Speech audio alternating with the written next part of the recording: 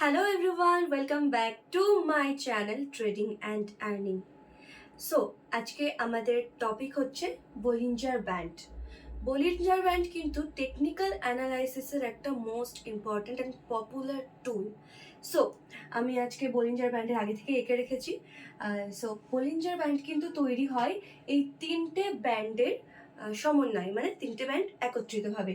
So ফার্স্টে যে ব্যান্ডটা রয়েছে সেটাকে আমরা বলছি আপার ব্যান্ড, দেন মিডলে রয়েছে সেটাকে বলছি মিডল ব্যান্ড, এবং লাস্টে লোয়ার ব্যান্ড। এবার এই যে মিডল ব্যান্ডটা রয়েছে সেটা কিন্তু 20 SMA। SMA টা কি আমি এর আগের দিন ক্লাসে কিন্তু আপনাদের সাথে শেয়ার করেছি।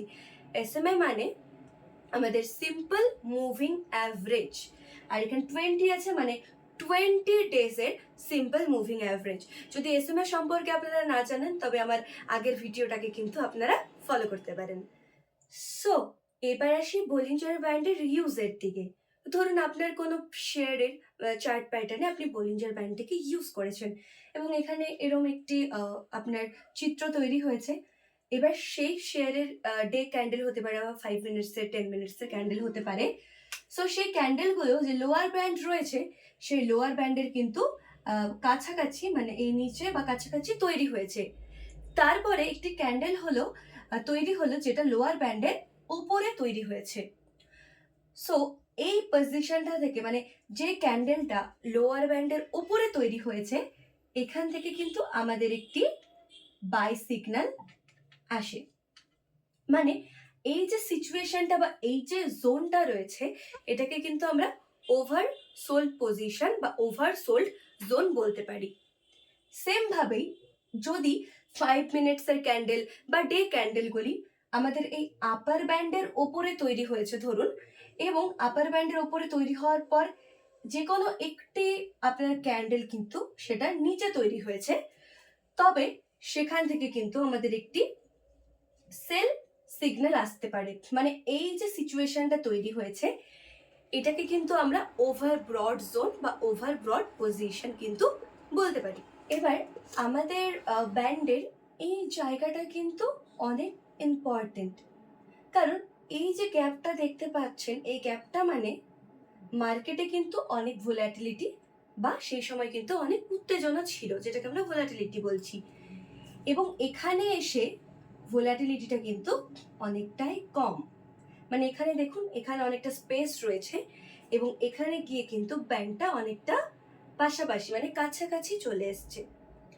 এবার এই সিচুয়েশনটা থেকে যদি ক্যান্ডেলগুলো, মানে কোনো স্টকের সেই স্টকের ক্যান্ডেলগুলো যদি আপ সাইডে হতে শুরু করে, মানে এই দিকে, তবে এখান থেকে কিন্তু আমরা একটা প্রেডিকশন করতে পারি যে সেই স্টকটা কিন্তু ওপরের দিকে অনেকটা যেতে পারে বা ভালো একটি আপ সাইডে কিন্তু মুভমেন্ট করতে পারে।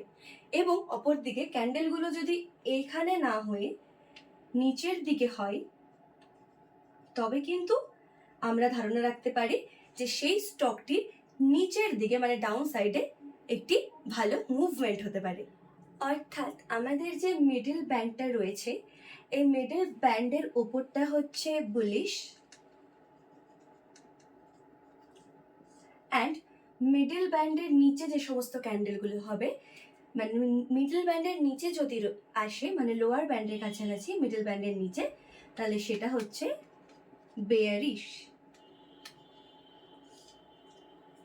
এবার একটা মা এবং সন্তানের গল্পের মাধ্যমে বোঝায়। যদি একটি সন্তান কখনো গণ্ডির বাইরে বেরিয়ে যায় তবে মা যেমন তাকে টেনে আনে, ধরুন কোনো রাস্তার ক্ষেত্রে হতে পারে, যদি সে ফুটপাথ থেকে রোডের মধ্যে চলে যায় বা রেঞ্জের বাইরে চলে যায় তখন মা যেমন তাকে টেনে আনে, সেমভাবে কোনো শেয়ারের ক্ষেত্রে যদি আপার ব্যান্ড থেকে ক্যান্ডেলগুলো অনেক ওপরে চলে যায়, মানে হাই রেঞ্জে চলে যায় কোনো ভালো মুভমেন্ট বা যে কোনো কারণে, যদি সেই ক্যান্ডেলগুলো আপার সাইডে চলে যায় তাহলে কিন্তু এই ব্যান্ডটি তাকে কিন্তু আবারও একটি মায়ের মতন নিচের দিকে কিন্তু টেনে আনে। মানে এই আপার সাইড থেকে কিন্তু এই ব্যান্ডের কাছাকাছি কিন্তু তাকে টেনে নিয়ে আসে।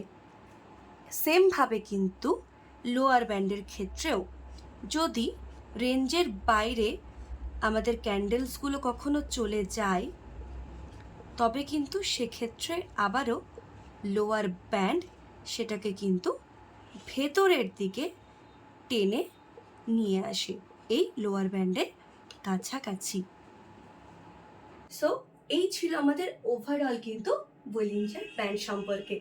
অবশ্যই জানাবেন যে ভিডিওগুলো আপনাদের কেমন লাগছে, এবং যদি ভালো লেগে থাকে তাহলে অবশ্যই লাইক, শেয়ার, কমেন্ট অ্যান্ড আমার চ্যানেলটাকে সাবস্ক্রাইব করে দেবেন। দেখা হচ্ছে নতুন আরেকটি ভিডিওতে।